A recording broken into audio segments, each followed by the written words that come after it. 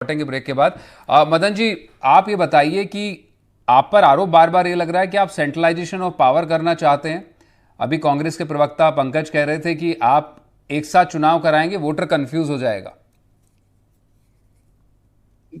मनीष देखिए, ये तो कांग्रेस का जो अभी आप कह रहे थे कि आप समझा नहीं पा रहे कंफ्यूज है, तो कंफ्यूज क्या है ये, और इनके नेता पूरी पार्टी कंफ्यूज है और ये जनता को कंफ्यूज करना ही चाहते हैं।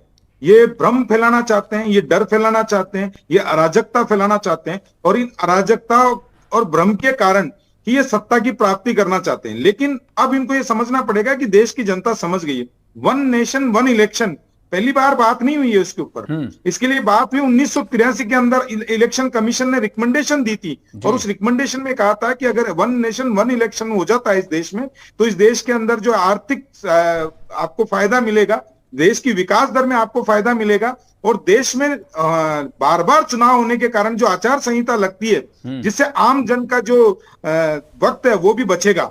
ये ना पैसा बचाना चाहते हैं, ना ये देश के अंदर विकास की बात करना चाहते हैं। ये तो सिर्फ इनका मकसद सिर्फ और सिर्फ एक परिवार की बात करे और एक परिवार से निकल के आने वाला कानूनी कानून हो। मैं बड़े सम्मान से जो पंकज जी को याद दिला दूं, 1952, 1957, 1962 और 1967 के अंदर एक ही बार पूरे देश में चुनाव कराए गए थे।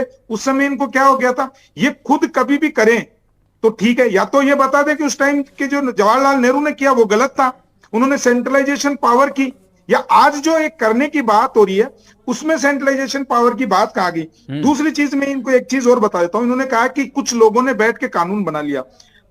संसद की स्टैंडिंग कमेटी ने 2018 के अंदर संसद की स्टैंडिंग कमेटी बनी, उस स्टैंडिंग कमेटी ने जो रिकमेंडेशन दी है उसी के आधार पे काम होगा। ये लोकतंत्र है और भारतीय जनता पार्टी और माननीय प्रधानमंत्री जी के राज में लोकतंत्र पूर्ण रूप से जीवित रहेगा और लोकतांत्रिक तरीके से ही कार्य होंगे। ये अलग बात है कि कांग्रेस को लोकतंत्र सिर्फ एक परिवार के अंदर दिखता है और एक परिवार में संवैधानिक संस्थाएं दिखती है। अब राहुल गांधी, प्रियंका गांधी और सोनिया गांधी संवैधानिक संस्थाएं नहीं है। ठीक है, ये समझना पड़ेगा कांग्रेस जी को। जी जी, अब बिल्कुल देश की बिल्कुल। संवैधानिक मदन जी, संस्था, छोटे से ब्रेक चुनाव के लिए रुक आयोग, रहे हैं, ब्रेक के लिए रुकना पड़ रहा है, वापस आएंगे।